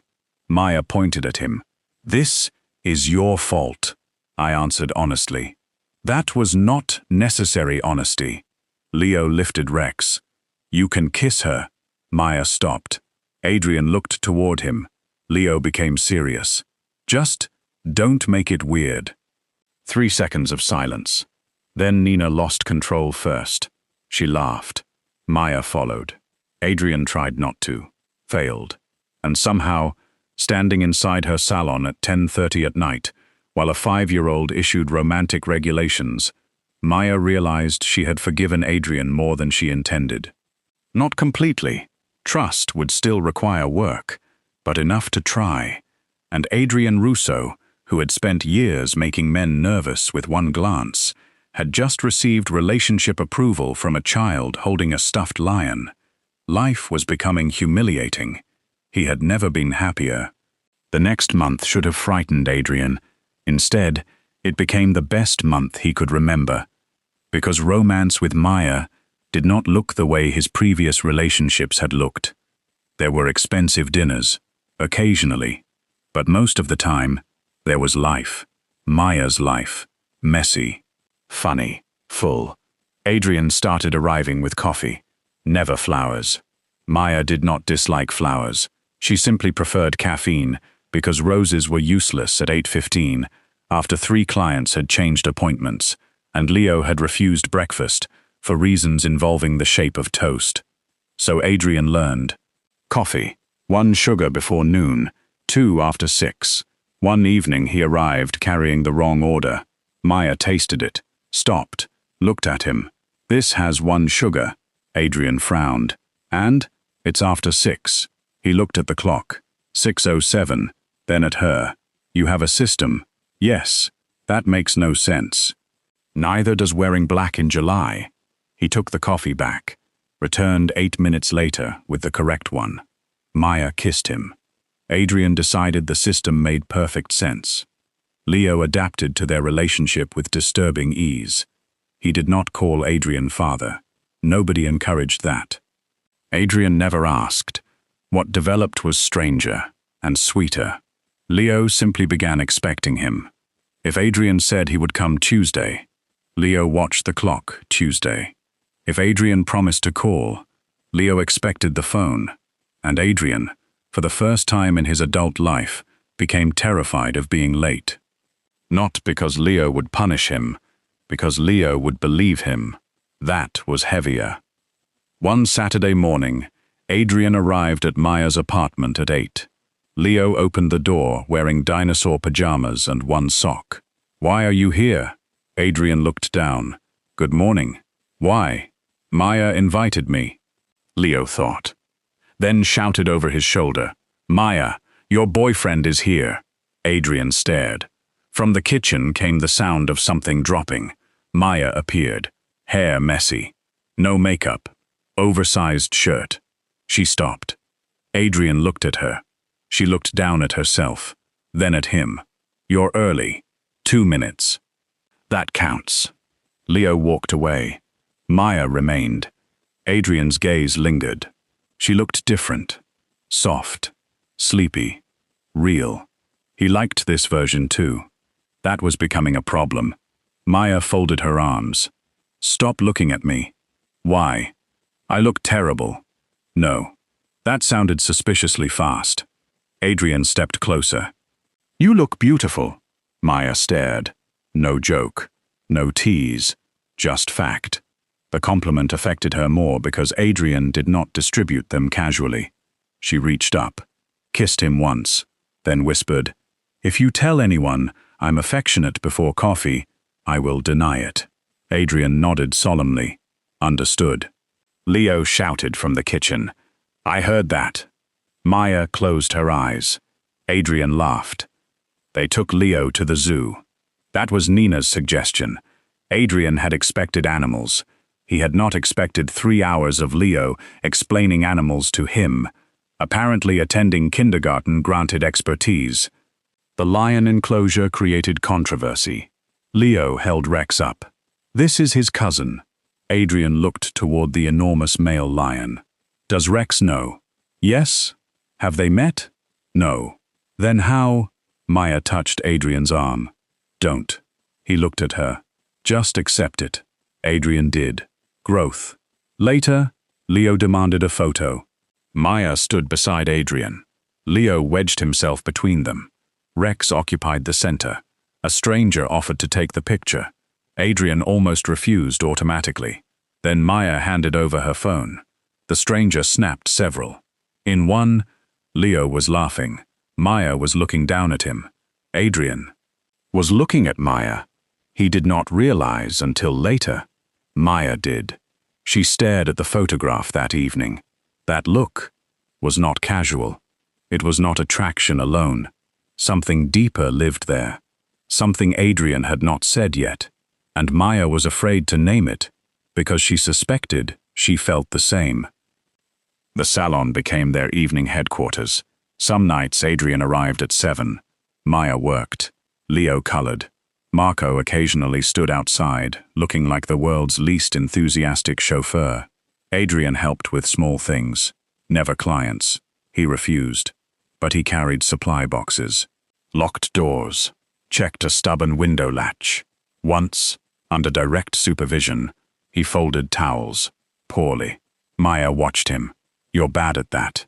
They're folded. One looks injured. A towel cannot be injured. That one is." Adrian threw it toward her. She caught it. Leo gasped. "You can't throw towels at girls." Adrian stared. Maya covered her smile. Leo pointed sternly. "Say sorry." Adrian looked toward Maya. She waited, enjoying this far too much. "Sorry." Leo nodded. "Good." Adrian looked at him. "You have become very authoritative." Leo smiled. "I learned from you." Maya had to sit down. One evening, Adrian brought files to the salon because Maya had asked him not to cancel dinner, and he had refused to move an important review meeting. So, he compromised. He worked from a small table near reception, while Maya finished appointments. Leo sat nearby drawing. For 40 minutes, Adrian reviewed multi-million-dollar contracts, while Leo periodically interrupted with questions. "Do sharks sleep?" "Yes." "How?" Adrian stopped. He did not know. He looked at Marco. Marco shook his head. Adrian searched it. Answered. 7 minutes later. "Can lions swim?" "Yes." "How far?" Another search. Maya watched from across the room. The sight was absurd. Adrian Russo, dangerous, controlled, intimidating Adrian, conducting serious business with one hand while fact-checking animal questions for a 5-year-old with the other. Something inside her softened completely. That was the evening she admitted it to herself. She was falling in love with him, not because he had money, not because he was powerful, not even because he kissed her like forgetting the rest of the world was an option. She loved the way he showed up, the way he never treated Leo like baggage attached to Maya, the way he respected her business, even when every instinct told him to solve problems with money, the way his face softened when he thought nobody noticed, and the way he had stopped looking uncomfortable inside a salon where everybody now called him Adrian, except Leo. Leo remained committed to Mr. Blackshirt. Tradition mattered. Adrian's realization came 3 days later. It was almost embarrassingly simple. Leo fell asleep on him. That's all. They were watching a movie at Maya's apartment. Leo sat between them initially, Rex on his lap. Halfway through, his head leaned against Adrian's side. Then his body shifted. Then somehow Leo was stretched across Adrian, with his cheek against Adrian's chest. Adrian looked down. Maya smiled. "Don't move." "I wasn't planning to. Your arm is trapped." I noticed. 20 minutes passed. Then 30. Adrian's hand started going numb. Maya noticed. "You can move him." "No." "Adrian. He'll wake." Maya looked at him. A powerful man, immobilized by 42 pounds of sleeping child, because waking him seemed unacceptable. Her chest tightened. Leo sighed in his sleep. His small fingers caught Adrian's shirt. Adrian looked down. And something happened quietly inside him.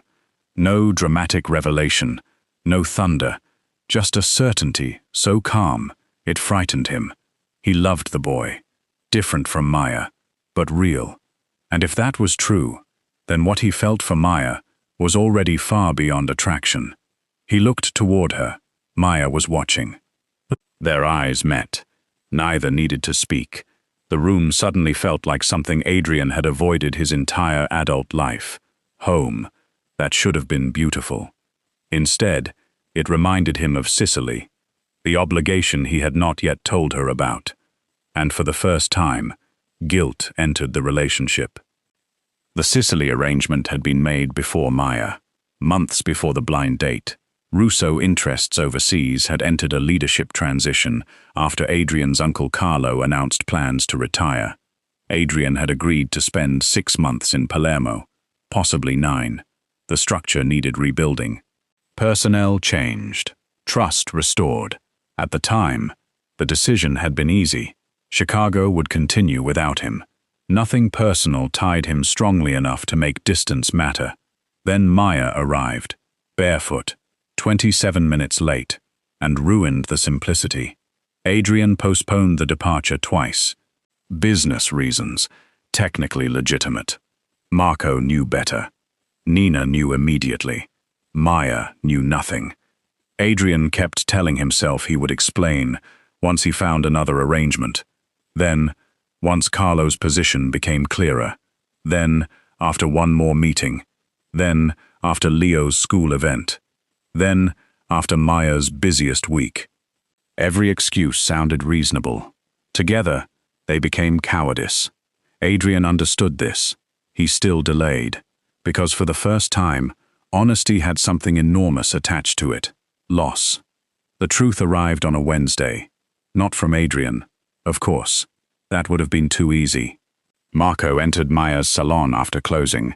His expression was serious. Adrian followed. Maya was at reception. She knew immediately something had happened. "Everything okay?" Adrian looked toward Leo. The boy was on the sofa with Rex. Marco spoke quietly. Carlo was hospitalized. Adrian's face changed. Maya caught the name. Then Marco continued. "The transition has to move forward now. Palermo wants you there within 2 weeks." Silence. Maya's hand stopped above the register. Palermo. 2 weeks. Adrian looked at her. Too late. Again. Leo looked up. "What does Palermo mean?" Nobody answered immediately. Leo frowned. "Is it far?" Maya looked toward Adrian. He had no escape. "Yes." Leo hugged Rex. "Are you going?" Adrian's voice became quieter. "Yes." The boy's expression changed so quickly it hurt. Not dramatic crying. Worse. Stillness. "Are you coming back?" Adrian crouched. "Of course." Leo looked unconvinced. "How long?" Adrian could not lie. "Several months." Leo's small hand tightened around Rex. Then, "That's long." Adrian nodded. "Yes." Maya watched. Her chest hurt for Leo. But beneath it, anger. Not because Adrian had to go, because he knew. She could see it in his face. This was not new information. Only the timing was new. Maya waited until Leo was distracted again, then looked at Adrian. "How long have you known?" Silence. Marco slowly stepped toward the door. Very intelligent. Adrian stood. "Maya, how long?" "Before we met." Her face changed. Adrian wished she had shouted. Instead, she nodded once. Before they met. Before the first date. Before the second. Before Leo learned to expect him. Before Maya trusted him after discovering the truth about his world. He had known, and said nothing. Again. Maya looked down at the counter, then at him. "You promised." Adrian's jaw tightened. "I know." "No." She shook her head. "You promised you would tell me when something affected us. I was trying to change it. That doesn't change the promise." There it was. Adrian had spent years believing solving a problem before explaining it was kindness. Maya had now told him twice. Love did not work that way. And this time, his mistake had reached Leo too. Across the salon, the child hugged Rex against his chest. The laughter of the past month suddenly felt far away, and Adrian understood something terrifying. Power could fix many things. It could not rewind trust. Maya did not ask Adrian to stay. That would have been easier. If she had demanded he choose, Adrian could have chosen. Simple, definitive. He might even have stayed. But Maya was not interested in winning a competition with his responsibilities. She understood duty better than most people. Her entire life had changed because she once decided a grieving 3-year-old boy mattered more than convenience. She could not condemn Adrian for honoring obligations made before her. The problem was not Sicily. It was silence. Again. Their argument happened the following evening. No Leo. Nina had taken him. No salon employees. Just Maya and Adrian. He explained everything. Carlo, the businesses, the timeline, his attempts to find another person, the postponements, the fact that he had genuinely believed he could fix the problem before Maya needed to know it existed. She listened, then said, "That is exactly the problem." Adrian stopped. Maya folded her arms. "You keep trying to protect me from decisions that belong to both of us. I was trying to avoid hurting you. You hurt me anyway." That landed hard. Maya's voice remained calm. "Adrian, I can handle bad news." "I know. No, you know it now. But every time something difficult happens, you decide to carry it alone until it explodes." Adrian looked away. She stepped closer.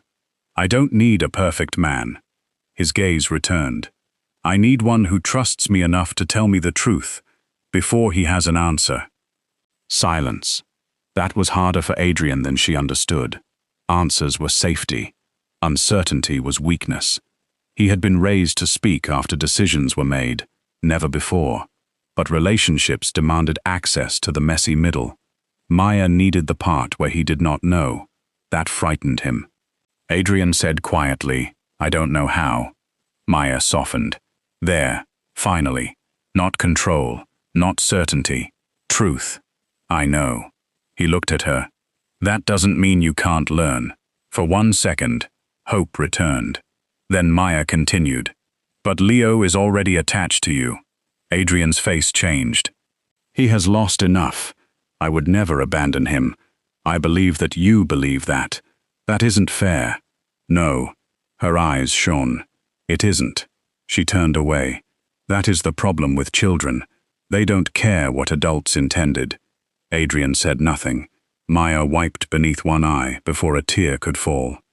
"I need space while you're gone." The words cut deeper than he expected. "Maya, I don't mean disappear." She looked at him. "I just can't pretend everything is normal." Adrian nodded slowly. He hated it, accepted it, because she had given him choice.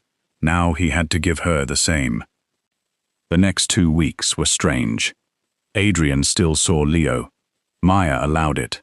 She would not punish the child for adult mistakes. They had dinner once, went to the park. Adrian attended Leo's small school presentation. Leo played a tree. Adrian had no idea why the tree wore glitter. He applauded anyway. Afterward, Leo ran toward him in a green cardboard costume. "Did you see me?" "Yes. I was the tallest tree." "You were." "I forgot one line." "You were a tree." Leo frowned. "Trees have lines." Adrian nodded. "Of course." Maya watched nearby. Even hurt, she smiled. That was what made leaving harder. There was no villain, no hatred, only terrible timing, and 2 people who had begun wanting more than they knew how to protect. The morning Adrian left arrived cold. Nina drove Maya and Leo to Adrian's house because Leo had insisted on saying goodbye. Maya almost refused. Then Leo appeared, carrying Rex in both hands. She understood. They arrived as luggage was being loaded. Marco supervised near the car. Adrian stood on the steps, speaking with someone, then saw them. Everything else disappeared. He ended the conversation, walked over. Leo remained unusually quiet. Adrian crouched. "Hey!" Leo looked at him. "Hi." "No, Mr. Blackshirt." That hurt. Adrian waited. Leo looked toward the car. "Is that taking you?" "Yes." "To the airplane?" "Yes." Leo looked down at Rex, then suddenly held the lion toward Adrian. Adrian frowned. "What? Take him?" "No." Leo's face hardened. "Yes.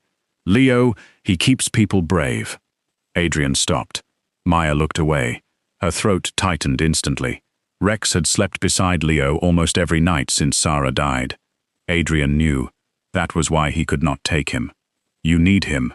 Leo shook his head. "You need him on the plane." Adrian looked toward Maya. She had tears in her eyes now. No help there. Leo pushed Rex closer. "And then you bring him back. Not if. When." Adrian took the stuffed lion carefully. It weighed almost nothing. It felt impossibly heavy. "I'll take care of him." Leo nodded. "Don't put him in the suitcase." "I won't. He hates dark." Adrian glanced at Rex's permanently blank fabric face. "Understood. And no washing machine.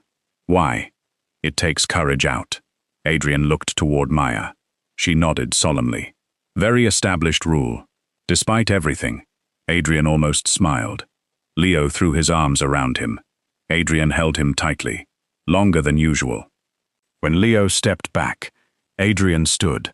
Maya remained several feet away. Their goodbye was different. No dramatic embrace at first. No kiss.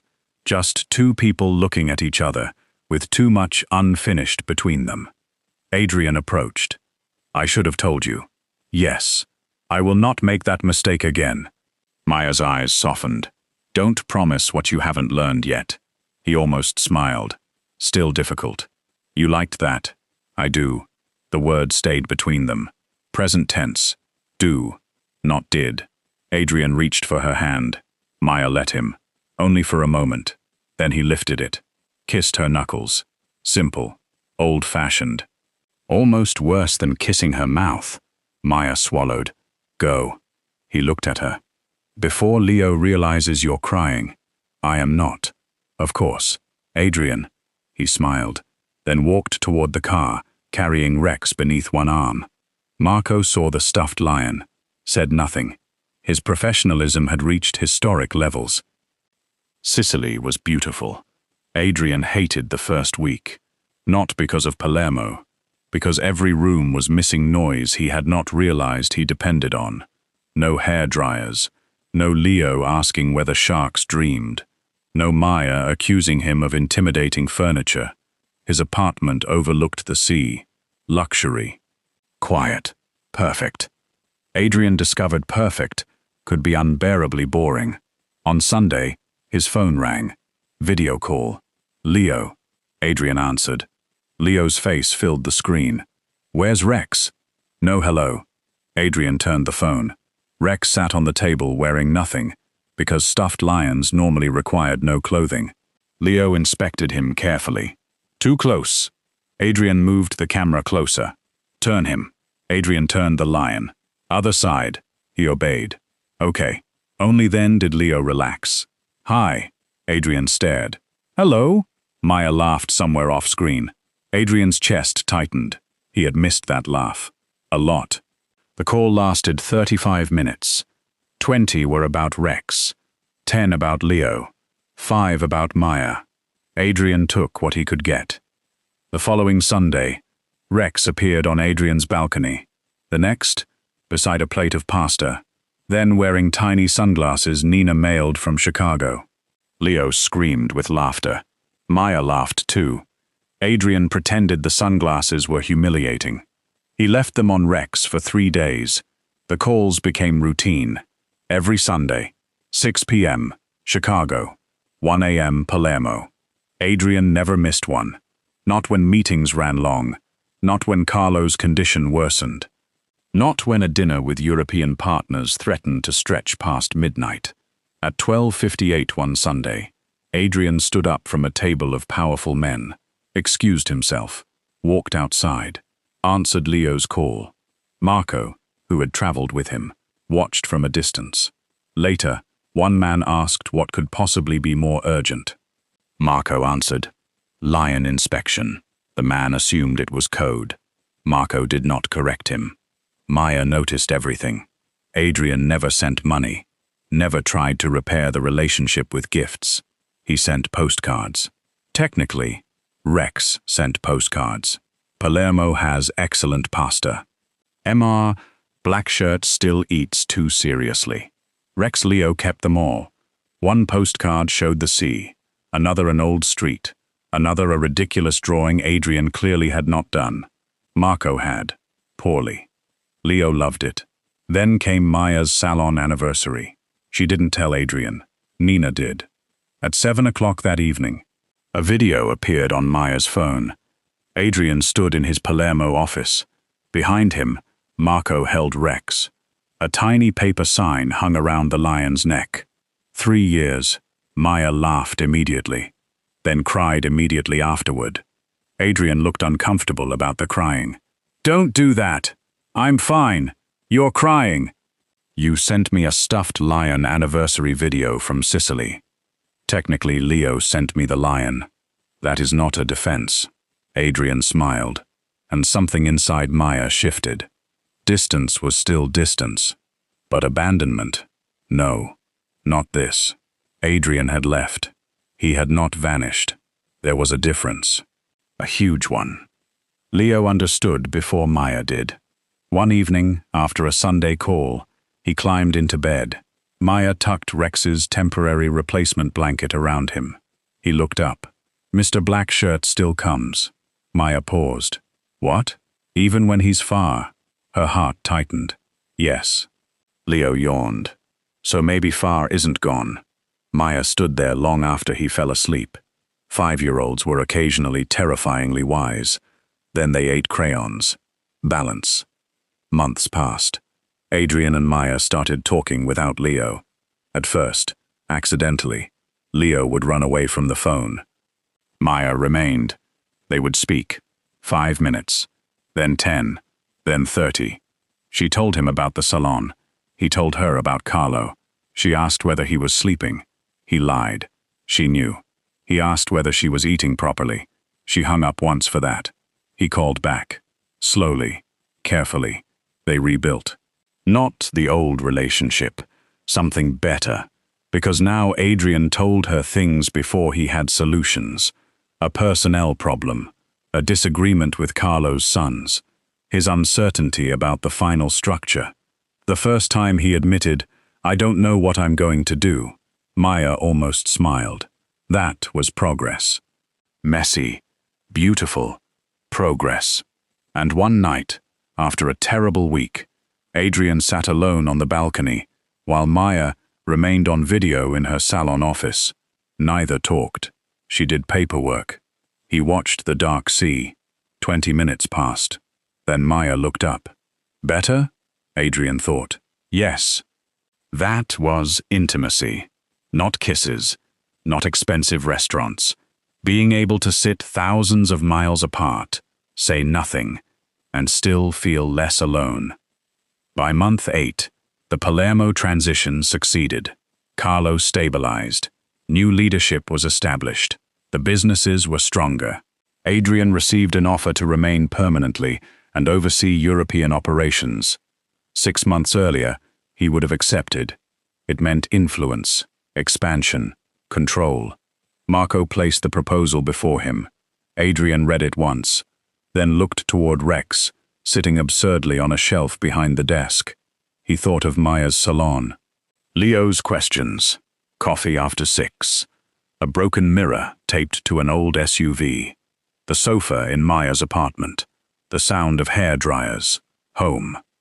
Adrian closed the proposal. No. Marco nodded. No surprise. When do we leave? Adrian looked at him. You already booked flights? Marco's expression remained neutral. Possibly. Adrian leaned back. You are becoming arrogant. Marco stood. Chicago has made me brave.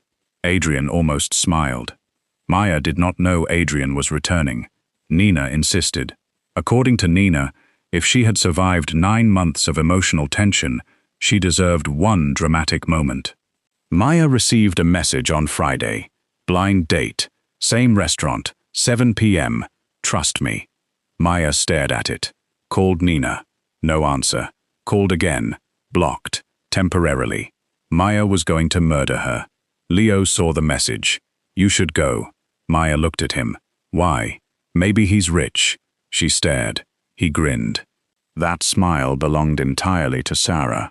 Maya's chest softened. Fine. She went.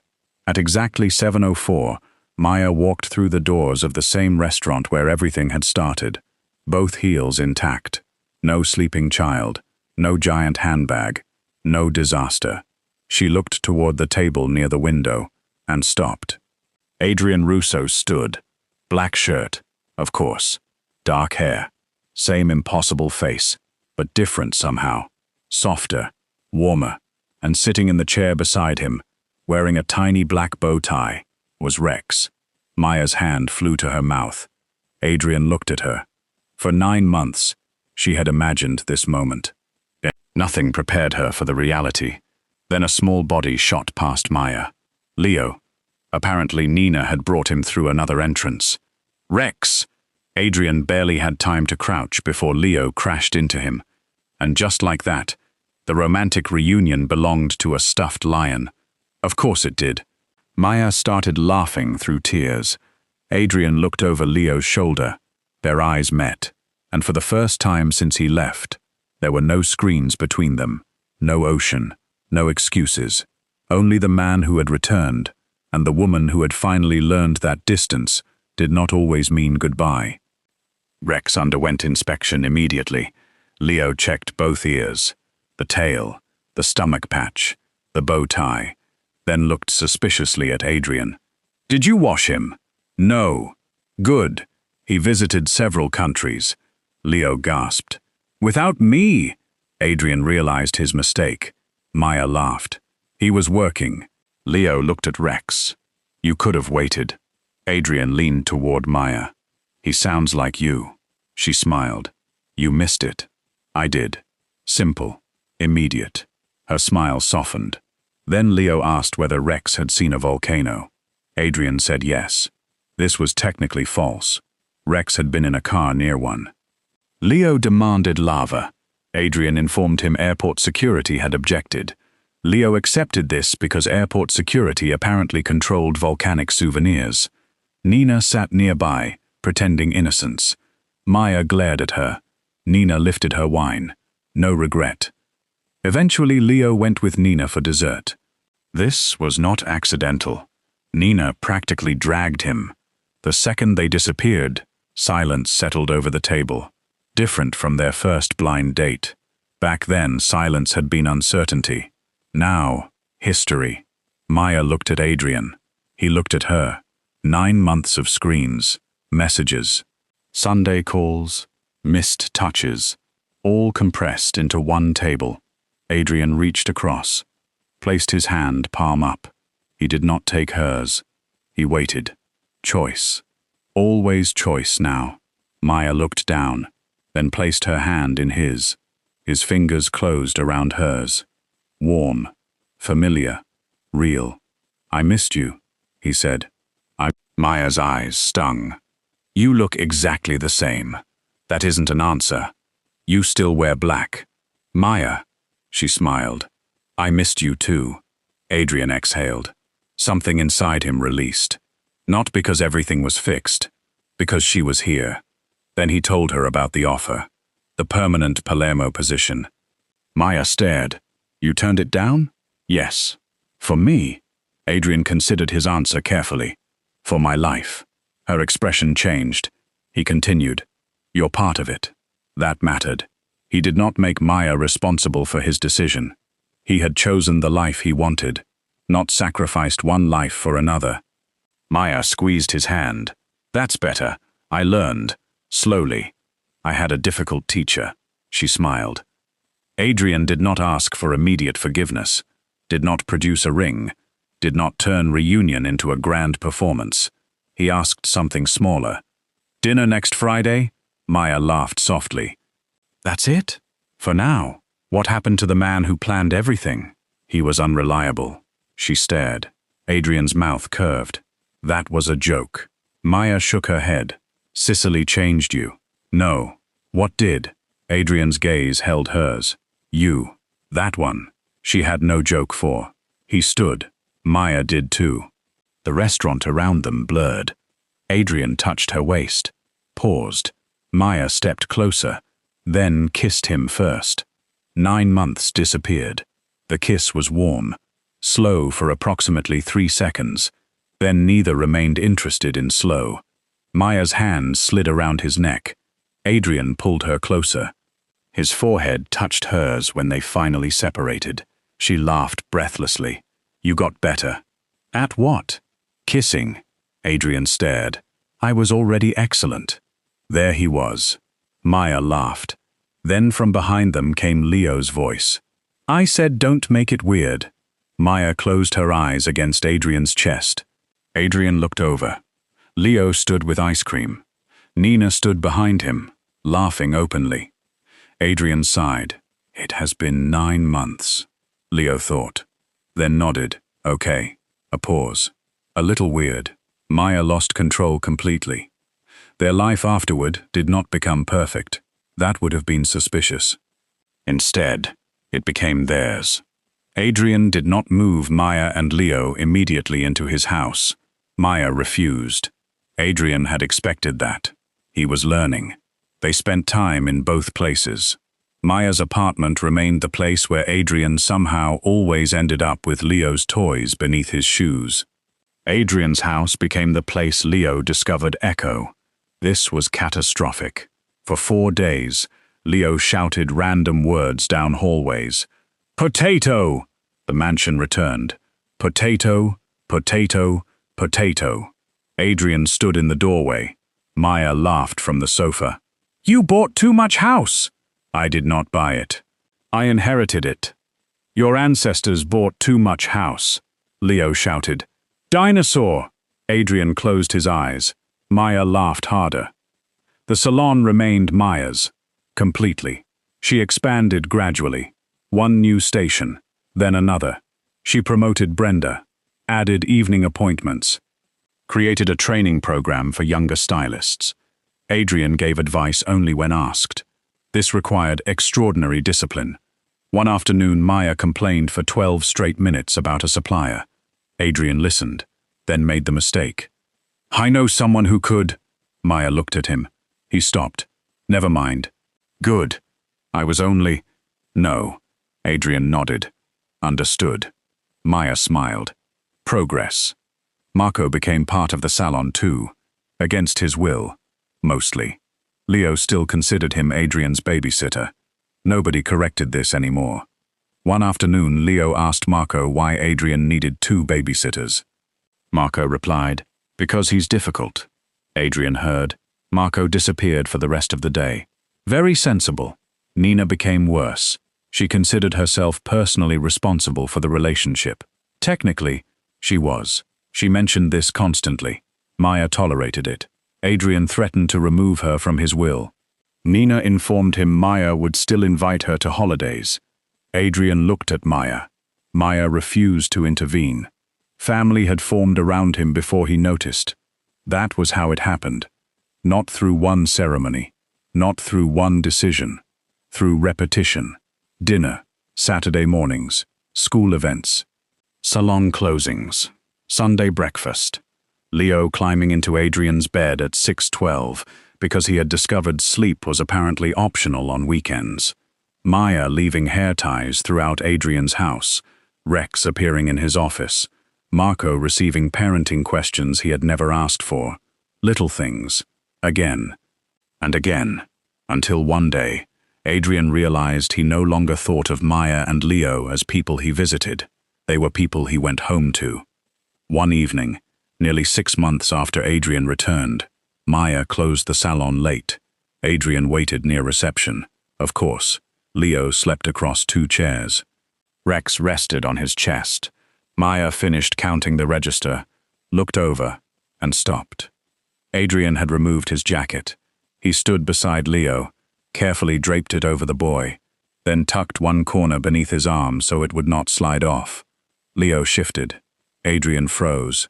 The child stayed asleep. Maya watched. There it was. No expensive restaurant, no Mafia empire, no dramatic confession, just Adrian Russo using a $1,000 jacket as a blanket because Leo looked cold. Maya's chest tightened.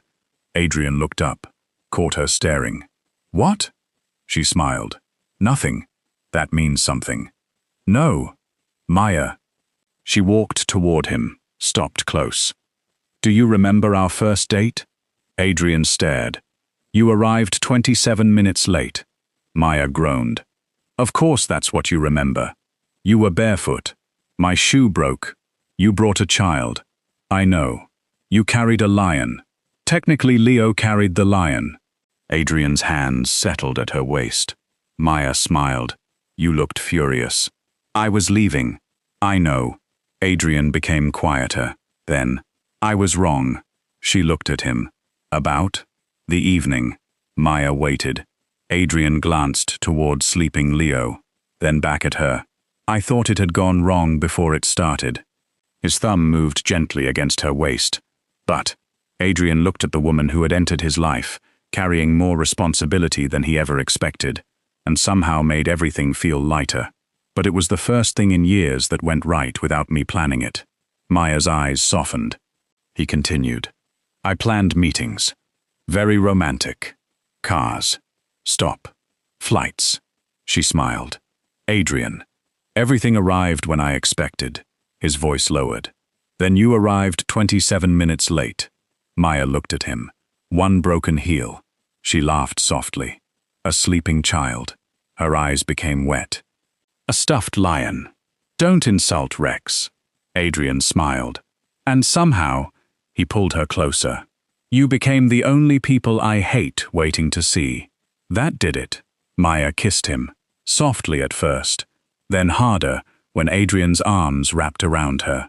The salon was quiet, warm, almost perfect, until weird. They separated. Leo's eyes were barely open beneath Adrian's jacket. Maya laughed against Adrian's chest. Adrian looked toward him. You were asleep. Leo closed his eyes. Still weird. Adrian shook his head. Maya laughed harder, and for once, Adrian did not care that the romantic moment had been ruined. Because maybe it wasn't ruined at all.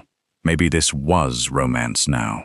Interrupted kisses, sleeping children, salon lights, stuffed lions, coffee with the correct amount of sugar, someone always needing something, someone always laughing, nothing controlled, nothing perfect, everything alive. Months earlier, Adrian Russo had gone on a blind date because his sister would not stop interfering. He had expected 2 hours, polite conversation, then an exit.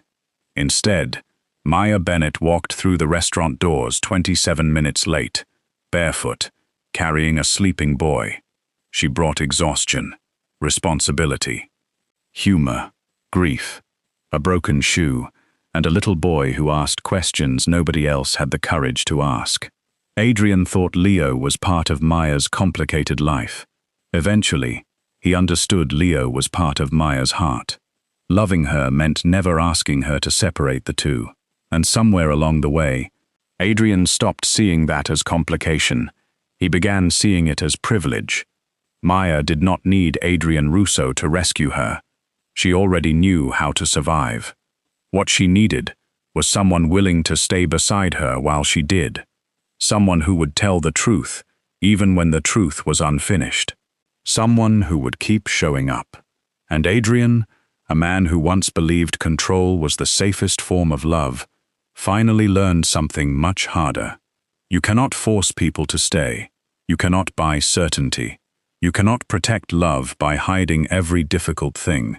Sometimes, you simply tell the truth.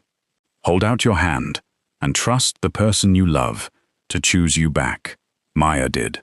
Leo did too. And Adrian Russo, the feared man who had once made an entire restaurant nervous just by sitting quietly, eventually became known inside Maya's home by a title far more powerful than anything his organization had ever given him. Not boss, not Mr. Russo, not even Mr. Blackshirt. One sleepy morning, years later, Leo would finally call for him from the hallway, without thinking. A simple word, a word Adrian had never asked for, a word that would stop him completely. But that would come when Leo was ready. For now, there was enough. A curvy salon owner who still occasionally arrived late, a little boy who still believed stuffed lions required emotional supervision, and a Mafia boss who finally discovered that the best part of coming home was hearing both of them before he even opened the door. And every time Maya teased him about that first disastrous blind date, Adrian always gave the same answer. She had been 27 minutes late. Maya would remind him she already knew. Then Adrian would look at her, smile, and tell her the part that mattered. She was worth every minute. If Adrian and Maya's story kept you watching until the very end, show some love by hitting that like button and subscribing for more unforgettable Mafia romance stories filled with danger, suspense, unexpected humor, and powerful love. Also, drop your country or city below. See you in the next one.